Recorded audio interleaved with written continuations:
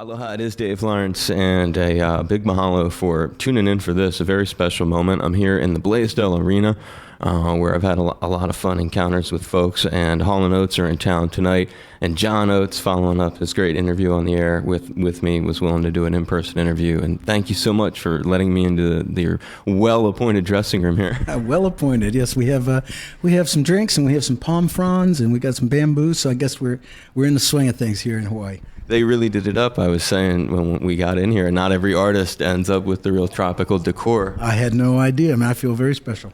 Well, I have to say, my morning guy, Derek Malama, who does Morning Edition, is our local Honolulu host for that. He wanted to pass along to you and ask by way of a question, too. Do you know Kalapana's version of When the Morning Comes? Yes, I do, and I also know Cecile Capono's Good Night and Good Morning, which I hear all the time while I'm walking around town since I've been here this week. It's really cool it's interesting that they picked two morning songs to cover from us, but I know over the years, because people have told me many times that those two particular songs have been really popular here in the islands for many, many years, so it's very cool. I mean, Hawaiian music is a really great genre of music, and I don't think enough people, especially around the world, appreciate it as much. And so is When the Morning Comes in the set list? We put it in tonight. Did you really, just for this? We don't always play it. It's one of those extra songs that we have in our back pocket, but tonight we're definitely playing it. That's a smart move. Derek would be impressed. He'd be like, tell them to add it if they don't have it in there. And I just was fortunate enough to get it's an advanced copy, so this isn't what it's going to look like when it finally comes out. But John and I were talking the other day on the phone, and Mississippi Mile is what the working title was Johnny O. Now it's Mississippi Mile. How is this different than Hall & Oates in terms of its sound? Well, it's, in some ways it's different, in some ways it's similar. I mean, Daryl and I are two distinct individuals. We have different ways of looking at music, but at the same time we have a lot of commonality in our roots. This is my side of things. This is the rootsy traditional American blues, folk blues, Delta blues, early rock, that side of the R&B thing. Daryl comes from a little bit more of the urban R&B side of things. So with this album, I got a chance to really explore my roots prior to Hall & Oates, really. It's the stuff that made me want to be a musician when I was a kid. It's everything from, Mississippi John Hurt and Doc Watson, people like that, right up through Curtis Mayfield, Chuck Berry, Elvis, and on. So it's really, like I said, it's more the early rock and early folk blues that kind of made me who I am. Talk a little bit about those coffee house days that you alluded to a bit, and in people in the Philadelphia area, and also in Boston, it was kind of a popular thing, the folk scene that was happening there in the 60s, and how it influenced you and what you were doing then prior to hooking up with Daryl. Well, when I was a kid, right from junior high right into high school, as you said, the folk movement was starting up in the early 60s, mid-60s. It was all these traditional American musicians were being rediscovered and coming to the Newport Folk Festival, Philly Folk Festival, playing in coffee houses, all those things. So that's what I started to do. I started to learn those songs, learn those records, learn those finger-picking styles, and then I would go out and play in a coffee house by myself or with someone else, totally acoustic. And then the very next night, I'd be playing with my band, wearing a sharkskin suit, playing R&B. So, and it's funny, but to this day, I'm doing the exact same thing. Nothing's really changed. I do that. I do singer-songwriter things where like I said, I go out there by myself with a guitar, and it's very intimate. And then I come here and play a big arena with Daryl and the band, and I have my own solo band as well. So really, nothing's really changed. Hopefully I just got a little better at doing it. It's cool that you can incorporate the different things into your life and go back and forth between the collaborative effort and the solo thing. I'm sure it's very rewarding. You talked about it just a bit as we've been talking right now. When I think of your early concert experiences, just wanted to check something, a fact check.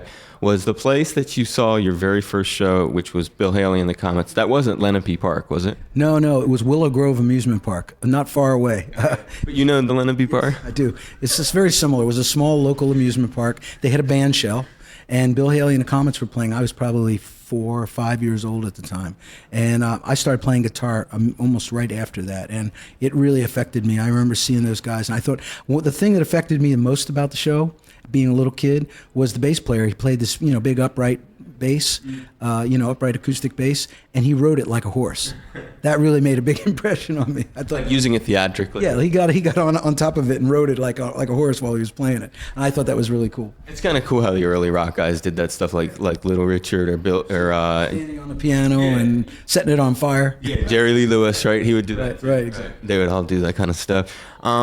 Besides Bill Haley, is there another early concert experience that when someone says to you an early concert experience, it shoots into your mind, like just standing there, a young guy, maybe in the Philly Spectrum, something like that? Yeah. Well, so many. I mean, I got a chance to go to the Uptown Theater in Philadelphia, which was Philadelphia's version of the Apollo Theater. So I saw all the great early R&B performers. I mean, and even some of the doo-wop performers from the 50s who were still hanging around in those days.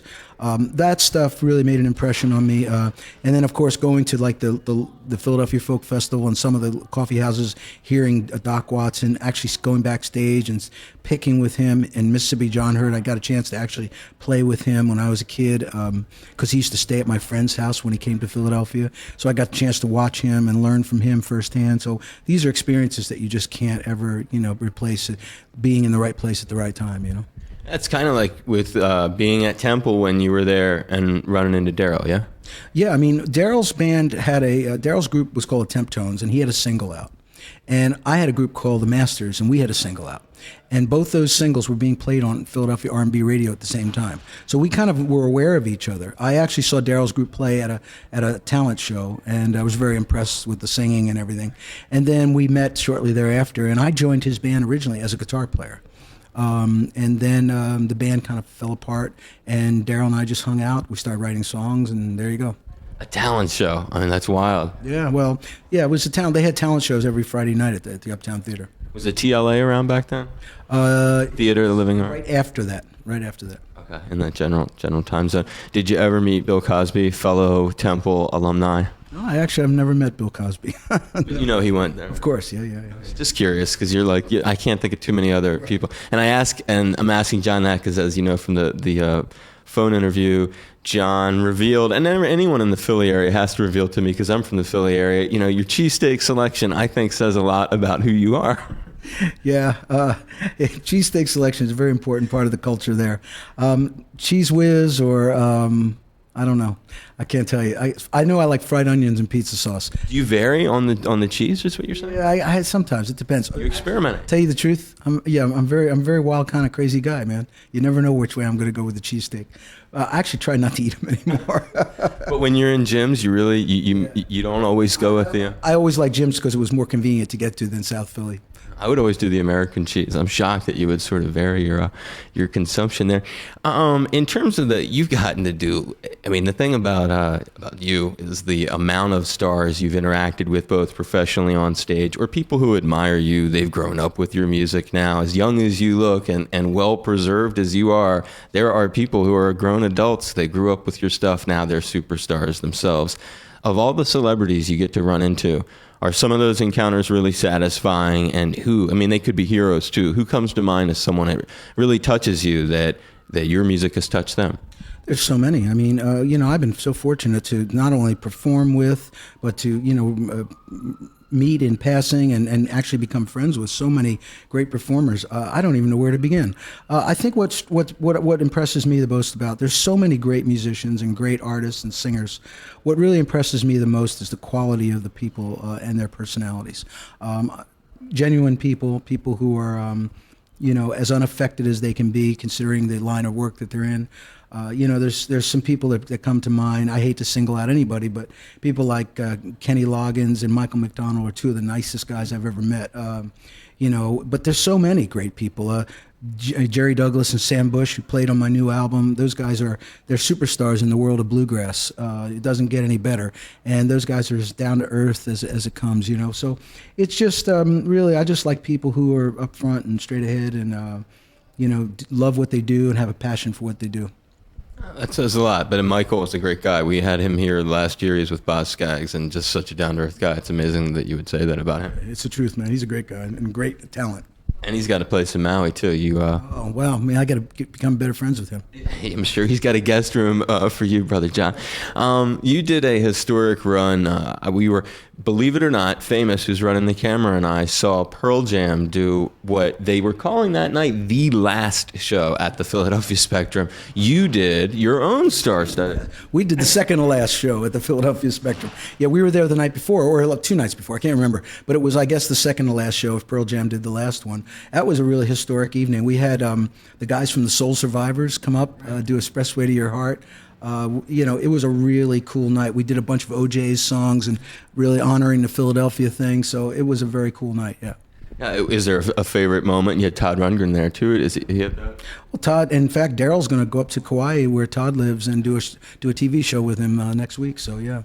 Hooters Escalator of Life, where they play. That's right, we had the Hooters, man. I forgot about all the, yeah. We had the Philadelphia, the entire Philadelphia experience was right there. You remember that tune? Yeah. You're riding on that. Okay, timeline, 1978. Activity, Carefree Chewing Gum sponsored tour of high schools. Share some memory. Well, I'll tell you what. I mean, it sounds funny. It sounds comical now, but if you think back into that era, no one was doing sponsorships, and we were one of the first bands that actually did a sponsorship with a company, and they sponsored a tour, and that was a really amazing tour because the high schools had to win a concert, and they had to collect all these rappers, and the school that collected enough rappers won us. What a great racket. It was unbelievable. And you know what? I remember that tour as being one of the most fun tours you ever did, because you can imagine an entire high school of kids just freaking out because you're actually playing in their gym.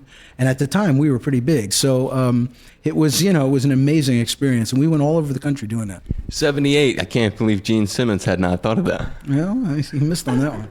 But they did have the dolls, I guess, so that they had that going.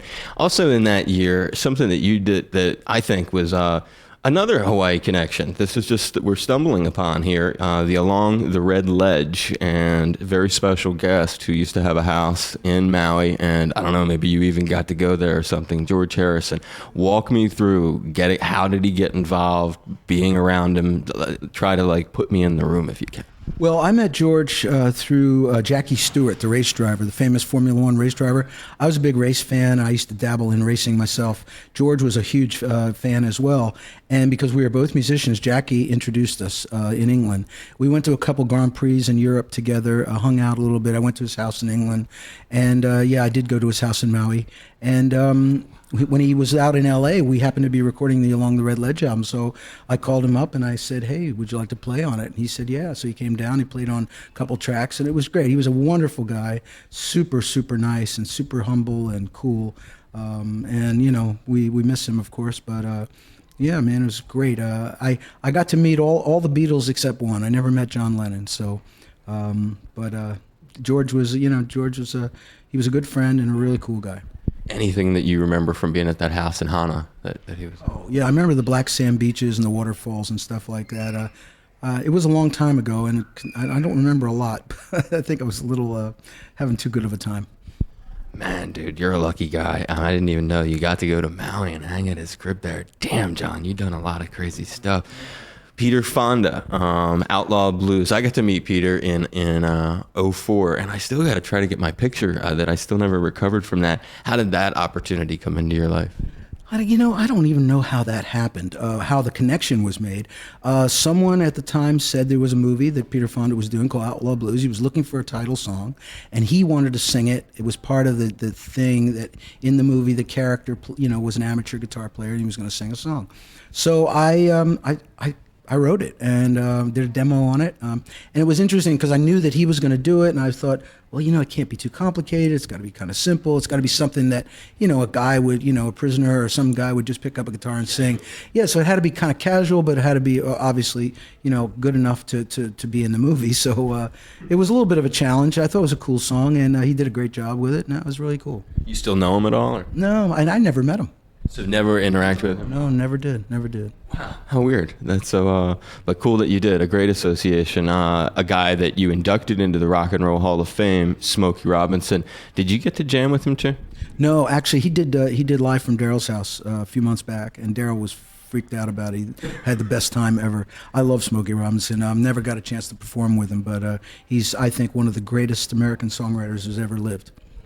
We saw him at MSG at that Rock Hall 25 shows in 2009. It was pretty epic. All right, timeline 1988. There's an activity I know that you played in, and it was part of what was, I think, a 9 or 10 night run that the Grateful Dead were doing at Madison Square Garden, and not a lot of people. That's not a band that had a ton of guests later in their career sitting in. What was, how did you end up, how do you know them, and try to map being there? I could just see from your look. I met Bob Weir through the organization to save the forest. At the time, there was a big issue with clear cutting America's national forests, and Bob was a conservationist and environmentalist, and so am I. We met through a mutual friend. You don't have to edit this part out until my. Gary Fisher, the guy who one of the early inventors of the mountain bike. And the idea was to take mountain bikes through this part of Montana, through the national forest, to show people and bring news crews and press with us to show people what was really going on in these national forests and bring it to light.